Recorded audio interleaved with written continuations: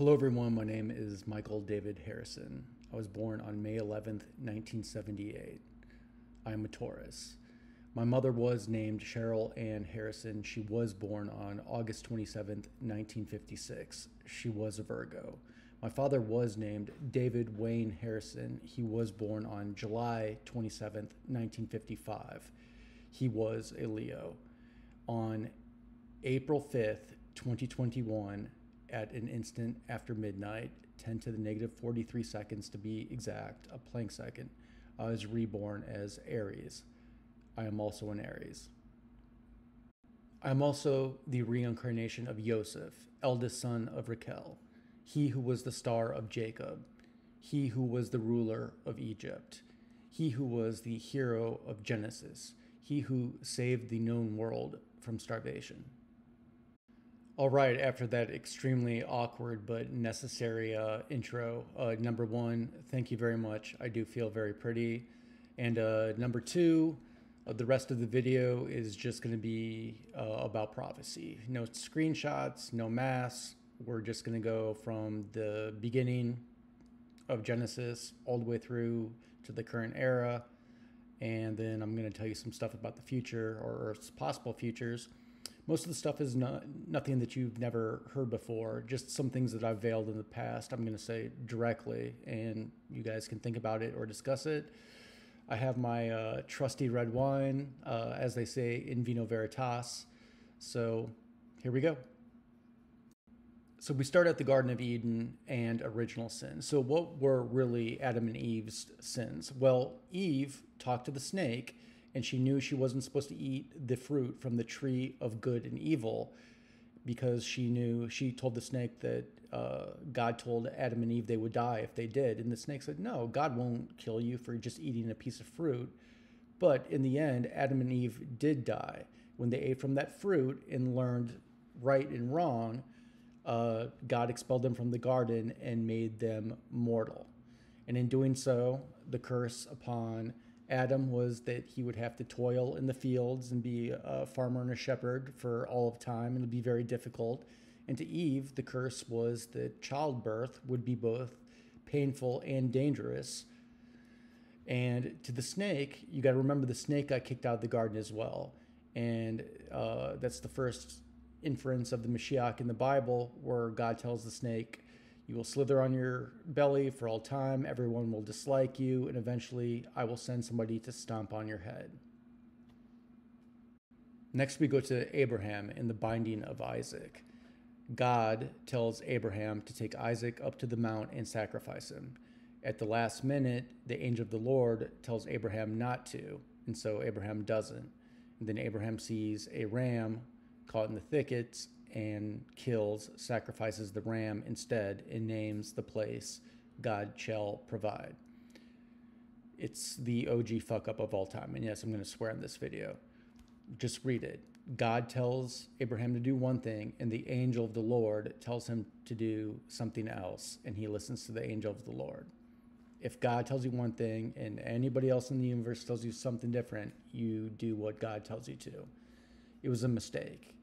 And then he exasperated that mistake he saw a ram, which was a black ram, and killed that instead as the sacrifice. And then they probably dragged the meat down to the bottom of the mount. How do I know it was a black ram?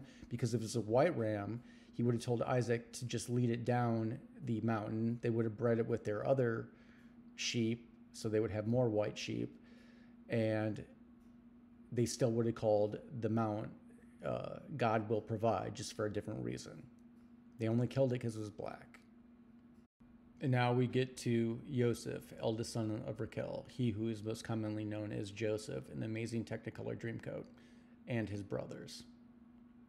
All right, I'm not going to go into this as deeply as I have in some of my previous videos, but let me just say that Joseph was the star of Jacob. He was the smartest, most accomplished son of Jacob that went through the most hardships, became ruler of Egypt, and he was the only prophet in the family. He was the star of Jacob. Judah did not have a prophetic bone in his body.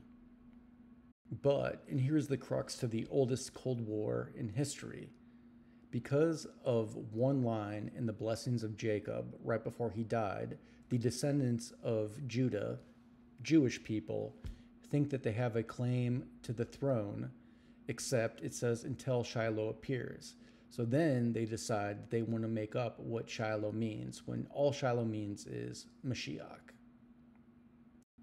And when you really read the words and the blessings of both Jacob and then later Moses, which we'll get to, you can conclude that the king, the Mashiach, can't be from the tribe of Judah, as I've stated before. Now, here's the add-on I don't think I've spoken about before.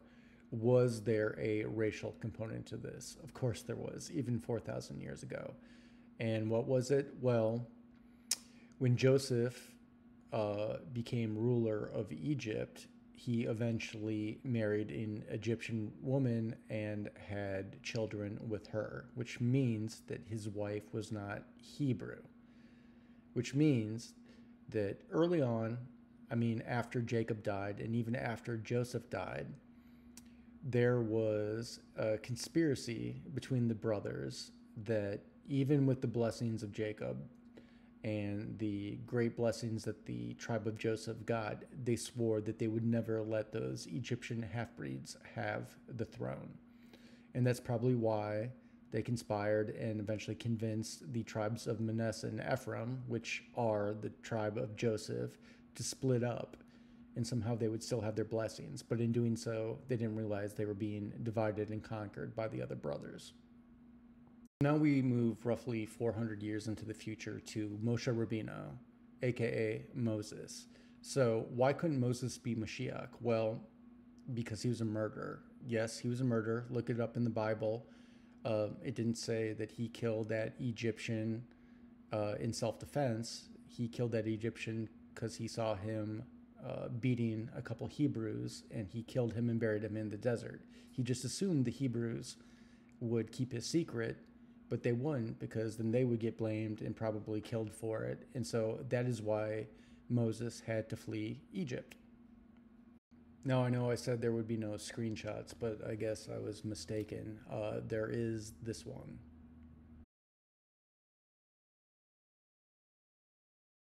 That is the burning bush scene from the Prince of Egypt movie from 1998. And yeah, that's every day of my life. Now we get to King David and King Solomon, the two most famous Jewish kings, who were incidentally the only two Jewish kings that were also Hebrew. All right, firstly, why couldn't King David or King Solomon have been Mashiach? Well, that's because both of them were rapists and murderers. If you don't think King David was a rapist and murderer, then just Google the name Bathsheba. And King Solomon, well, there were other of David's sons that vied for the throne, and they died, which meant Solomon killed them, which makes him a murderer. And Solomon had so much sex with so many women, and he was king, that you could argue that not all of it could have been consensual, which makes him a rapist as well, disqualifying them both from being Mashiach for both reasons. So then, as I've detailed before, Solomon died, created a power vacuum. All the other tribes rallied against the tribe of Judah, but the tribe of Judah didn't want to give up the kingship at all. And so the kingdom split into two kingdoms. And then a few hundred years later, the Assyrians came. The tribe of Judah betrayed all the brothers, including the tribe of Yosef for the second time, and the Hebrews were no more. And thus, the covenant between God and the Hebrews was broken, which was symbolized when the Babylonians destroyed the first temple in Jerusalem, which was the only Hebrew temple ever to exist. The tribe of Judah was taken into captivity into Babylon by the Babylonians, or the Proto-Babylonians, who were eventually conquered by the Persians, and their leader Cyrus eventually freed them, let them go back to Jerusalem and rebuild the temple. But without the other tribes, that temple was only a Jewish temple. It was not a Hebrew temple. Hence, it did not have the ark. Hence, it did not have the Shenikah. So now we get to the prophet Mary and her son Yeshua, who she is most notably known as the Virgin Mary, and her son is known as Jesus Christ. All right, firstly, I called Mary the prophet Mary because that's exactly what she was. In the Quran, Allah went to Hannah, aka Saint Anne, in Christianity and told her that she would have a miracle baby, and Anne did, and Allah said, Allah knows what has done, or Allah knows what has been done. Case closed. Which makes me wonder. I understand why Jewish people don't consider Mary a prophet, and I kind of understand why Christians don't consider Mary a prophet because of the Virgin Mary thing. But for the life of me, reading that passage, I have no idea why Muslims do not call her the prophet Mary, as I do. And secondly, Yeshua, aka Jesus Christ. I'm not going to bury the lead here. I've veiled it before, but Jesus and John the Baptist were twin sons of Elizabeth and Zechariah. And Elizabeth and Mary were either cousins, like Elizabeth was a much older cousin, or Elizabeth was Mary's aunt. And I've talked about this before, how when Elizabeth was 6 months pregnant, Mary went to see her as directed by the Archangel Gabriel. And upon seeing Elizabeth in the text, one reacts to the other, I'm so blessed to be in the presence of the mother of my Lord, or, the Mashiach, the Messiah.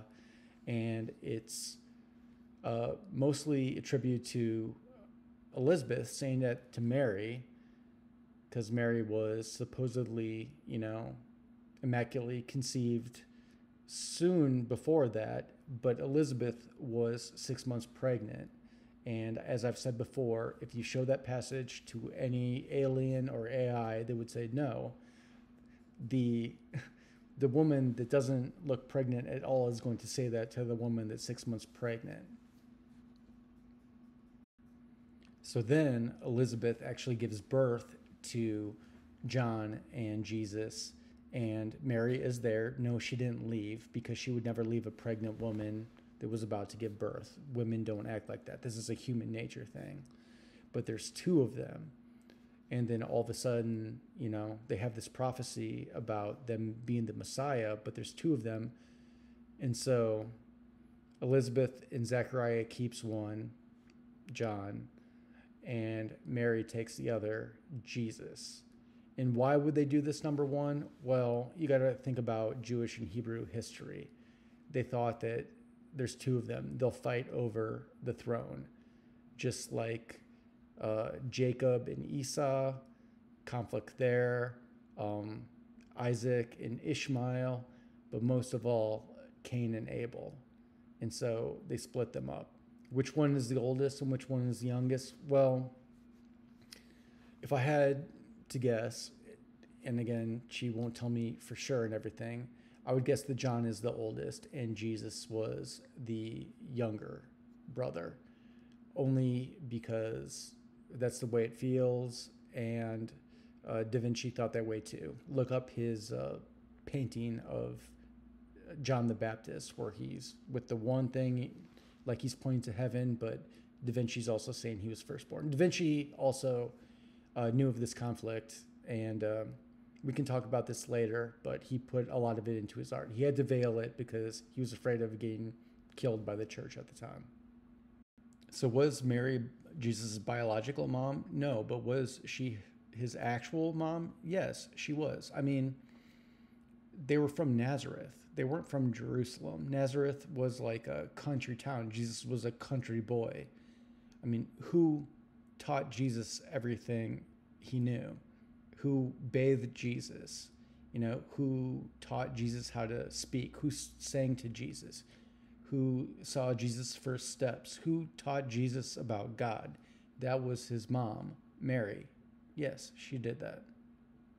But that entire family had enemies as well.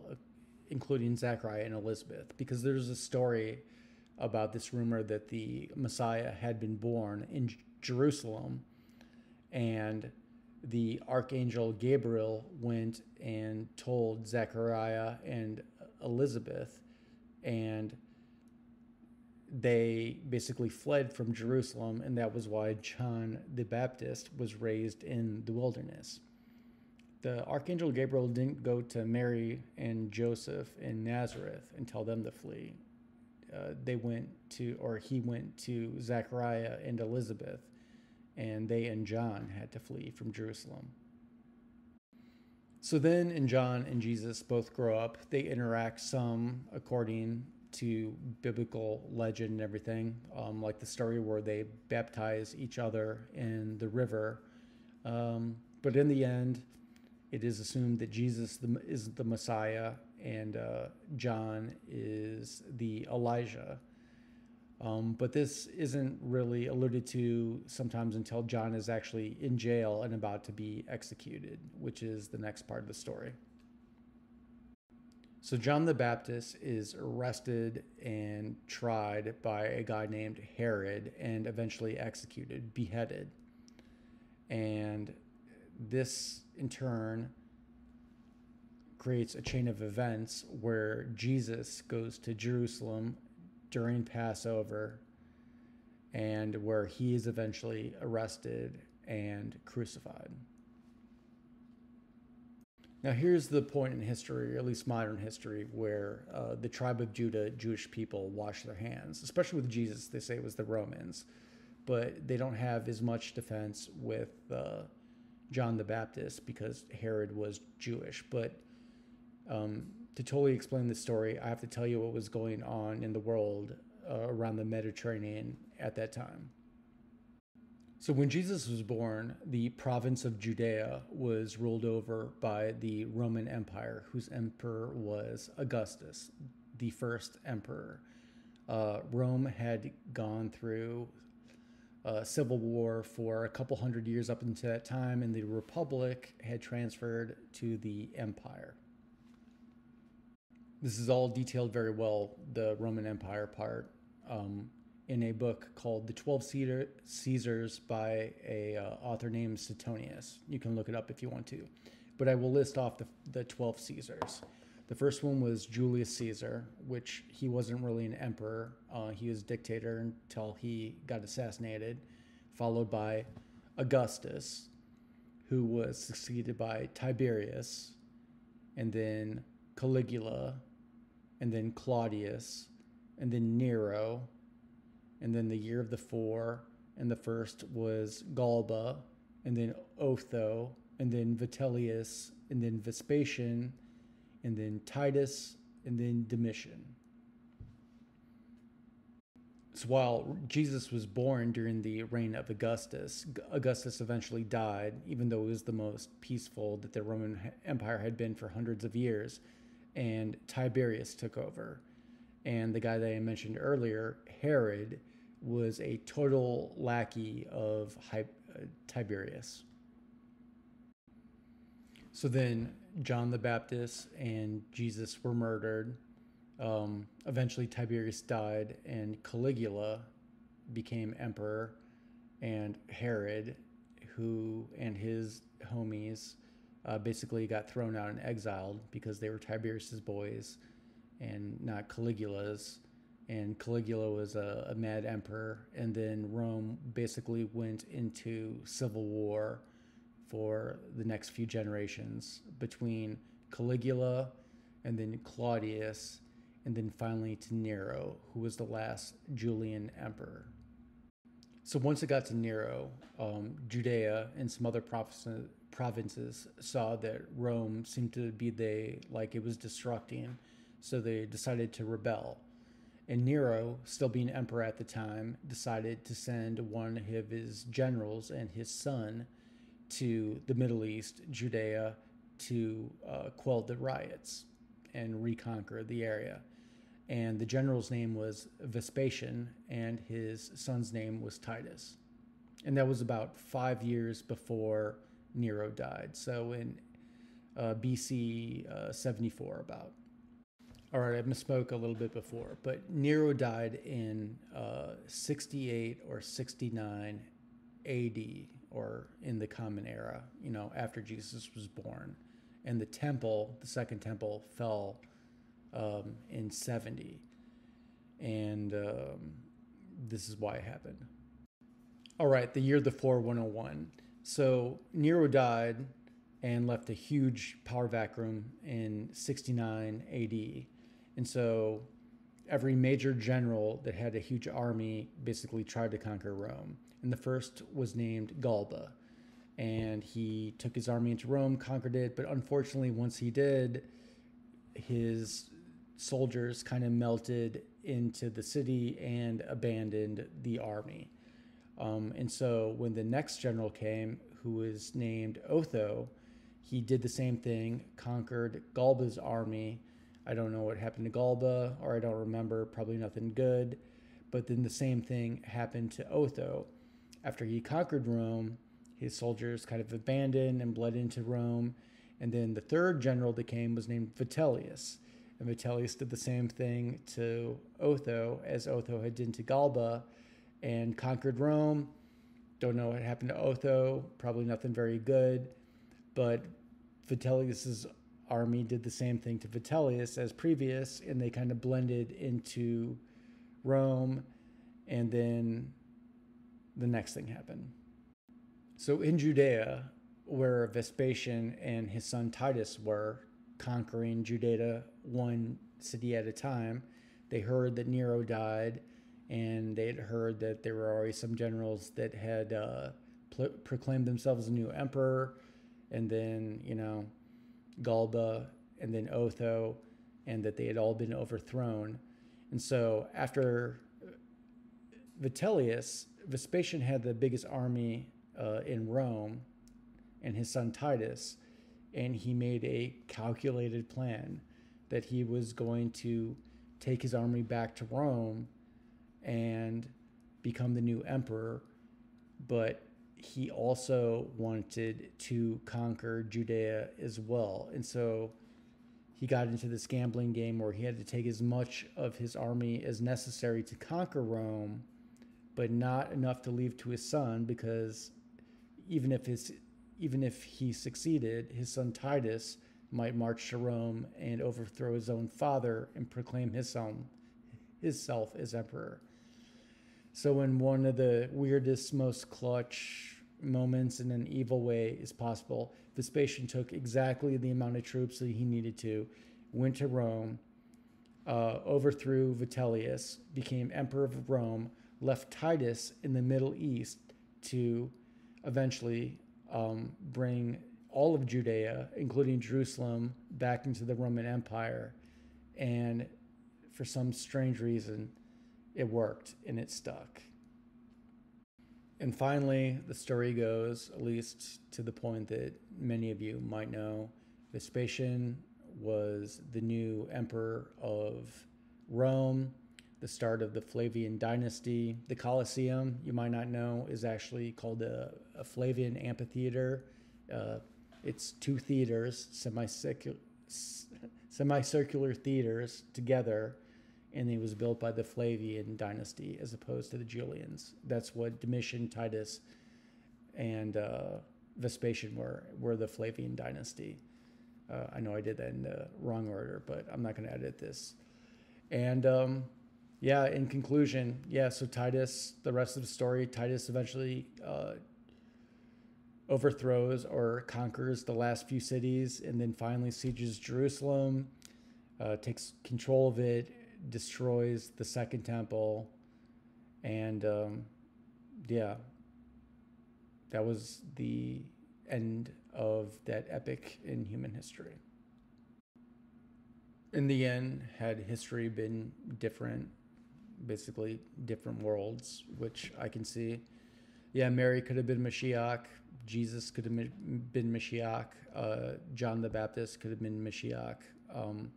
Together, the best scenario would have been if Mary was Mashiach, because she would have basically seen that the Roman Empire was going to crumble on itself, and all Judea had to do was wait. but that would have been a very womanly touch to the situation. Would have worked just fine. But yeah, that was best case scenario. But yeah, she was a woman, and she lived in an even more sexist and patriarchal society than we live in now. And so, they chose not to have that future. And then came the better part of 2 millenniums of darkness, and only reprieved a little bit by the Renaissance, which has given us the world that we live in, but we still live in the prophesized world of lies, world of darkness. And so, if you believe in God, I mean, who would she send you at the end of times, especially from a biblical perspective? There's so many reasons why she wouldn't send you Jesus again, or Muhammad, or any of the other ones. And especially if we're talking about Old Testament, out of all the people in the Old Testament, who would she send you? There's really only one. There's really only one super good prophet that was also a super good man as well, and that is Yosef, eldest son of Raquel.